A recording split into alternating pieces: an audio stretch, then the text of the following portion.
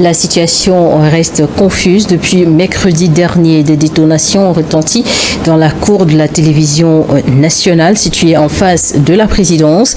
Et 2 jours après cet événement... Qu'est-ce qui s'est passé le mercredi passé à la présidence du Faso? C'est une question qui manque des réponses pour certains jusqu'aujourd'hui. Je vais vous mettre cette vidéo, cette émission de nos aînés qui vont essayer un peu d'expliquer en détail ce qui s'est passé le mercredi au palais présidentiel du Faso. Restez jusqu'à la fin, il y aura des révélations, il y a des choses que vous allez découvrir dans cette vidéo. Mais avant de commencer, je vous demande de liker cette vidéo, de la partager pour une large diffusion, pour combattre aussi la désinformation dont cette situation fait preuve. Il y a tellement de choses qui ont été dites. Voici la vraie version dans cette émission. Donc suivons d'abord la vidéo, je reviens juste après pour un petit commentaire. Au Burkina Faso, la situation reste confuse. Depuis mercredi dernier, des détonations ont retenti dans la cour de la télévision nationale située en face de la présidence. Et 2 jours après cet événement, on aperçoit le capitaine Ibrahim Traoré au journal télévisé en train de donner du sang à l'occasion de la journée mondiale du don de sang. Mamadou Diouf, bonsoir et bienvenue. Merci, bonsoir Charlotte. Situation toujours confuse au Burkina Faso, mais qu'est-ce qui s'était réellement passé ce mercredi 12 juin 2024? Il va être difficile pour le moment de savoir exactement ce qui s'est passé, puisque de façon officielle, les autorités n'ont pas véritablement communiqué là-dessus. Il y a l'AIB, l'agence d'information du Burkina, qui aujourd'hui est une des sources d'information les plus sûres du Burkina pour ce qui est du canal officiel, qui a dit tout simplement qu'il y a eu un incident de tir sans aucune explication supplémentaire.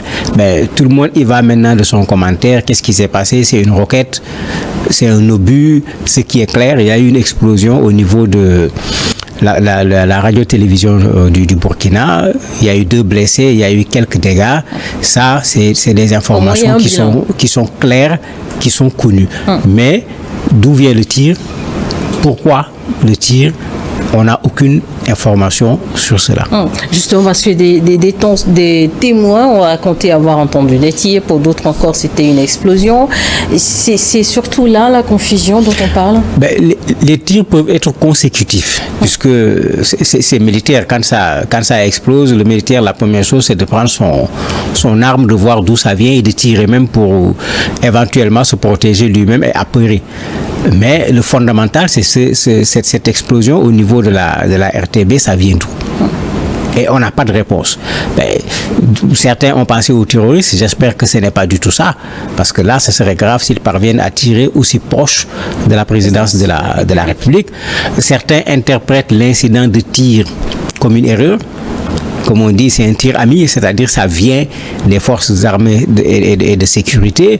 D'autres disent non, en faisant le lien avec une autre information que l'État burkinabé n'a pas jusqu'à présent confirmé, ou vers le nord, à la frontière avec le Niger, il semble qu'il y ait eu encore un coup des terroristes, puisqu'il y a le GESIM, le groupe de soutien à l'islam et aux musulmans, qui le soutient et qui publie une vidéo.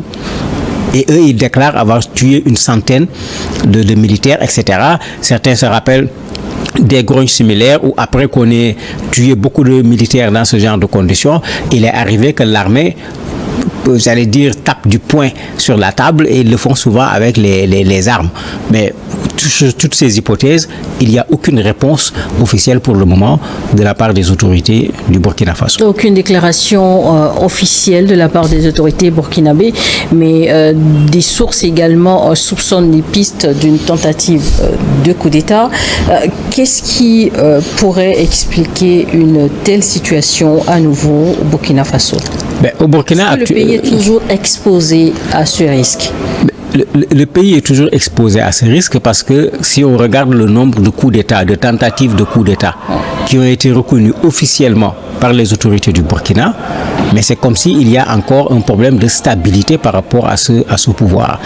Pour moi, ce qui est le plus grave, c'est que dans ces tentatives, souvent, il y a des militaires qui sont impliqués. Pour moi, c'est ça le plus grave. Au Burkina, aujourd'hui, si les militaires ont un rôle à jouer, c'est de bouter dehors les terroristes. S'ils ont des contradictions, mais ils n'ont qu'à utiliser la logique de Mao Zedong. ils n'ont qu'à régler la contradiction principale, qui est la présence des terroristes qui occupent une partie du territoire. Quand ils auront réglé cela, mais ils peuvent s'asseoir et régler leurs différends s'ils veulent. Mais que des militaires soient là. Au moment où je parle de cet incident, où, si ça se confirme, on a tué des dizaines de militaires et de volontaires pour la défense de la patrie, si pendant le même moment, vous avez des militaires qui font des coups à l'intérieur, mais ces gens-là, comment on va les appeler? Je crois qu'il faut que les militaires comprennent que, avant d'appeler tous les Burkinabés à un sursaut, c'est eux qui doivent faire preuve de ce sursaut en se mettant ensemble, résoudre ce problème, mais ça fera l'honneur des militaires de façon générale. Parce que s'ils ratent cela, ça ne sera pas le président Ibé tout seul, hein. Tous ces militaires seront concernés parce qu'on dira que c'est les militaires qui étaient au pouvoir. Ils avaient dit qu'ils vont régler ce problème et ils n'ont pas été capables de le régler. Il va être difficile d'être militaire en ce moment et de se défendre. Maintenant, est-ce que c'est réellement une tentative de coup d'État? Ce n'est pas encore évident puisque, comme j'ai dit, il n'y a pas d'information officielle. Mais à force d'entendre coup d'État au Burkina, dès qu'il y a eu des coups de feu, on dit c'est une tentative de coup d'État. C'est la première chose qui vient malheureusement à l'esprit de plusieurs personnes.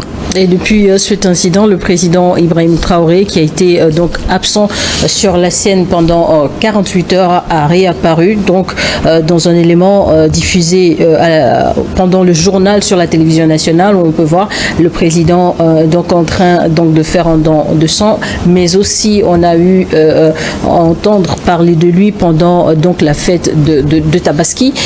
Sans cela, aucune réponse claire sur où était le président, où est-ce qu'il a été pendant ces 48 dernières heures. Mais ce qui est clair, c'est que moi, pendant que j'étais au Burkina, il est arrivé que ce genre de tirs interviennent, mais la procédure en la matière, c'est d'exfiltrer le président.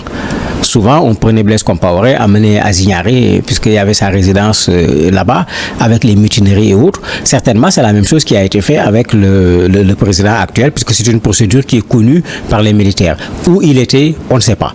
Mais beaucoup de sources disent qu'il a quitté Ouagadougou pendant 48 heures. En clair, c'est une manière donc pour les militaires aussi de donner une réponse indirecte au questionnement des Burkinabés. Non, c'est une précaution. S'il faut qu'il y ait des tirs, parce que quand vous regardez la radio, la RTV, vous êtes juste à côté de l'ambassade de France, c'est presque en face. Si vous vous rappelez, même il y a des Burkinabés qui avaient commencé à marcher pour demander à ce qu'on délocalise l'ambassade de France. Bon, derrière l'ambassade de France, vous avez là où se trouve actuellement le président, parce qu'il n'est pas au palais de Kossiam, qui n'est pas dans cette zone. De l'autre côté, vous avez le conseil de l'enceinte, vous avancez un peu, vous avez le côté administratif avec les ministères, etc. Donc, qu'il y ait des tirs dans cette zone, ça pose effectivement un sérieux problème en matière de sécurité. Ça pose un sérieux problème. Maintenant, même les groupes armés terroristes, si vous vous rappelez également, avaient frappé sur l'ambassade de France à l'époque, à la télévision également à l'époque. Ben, c'est un endroit sensible où, quand il y a des problèmes, on s'interroge. Est-ce que les conditions de sécurité sont réunies? Mais ça permet de comprendre pourquoi, dans ce genre de situation, la première chose, c'est d'exfiltrer le président de la République et d'organiser éventuellement une riposte. On n'a pas senti de riposte. Et c'est ça qui fait que certains disent que l'incident de tir, c'est une erreur, c'est une mauvaise manipulation, etc.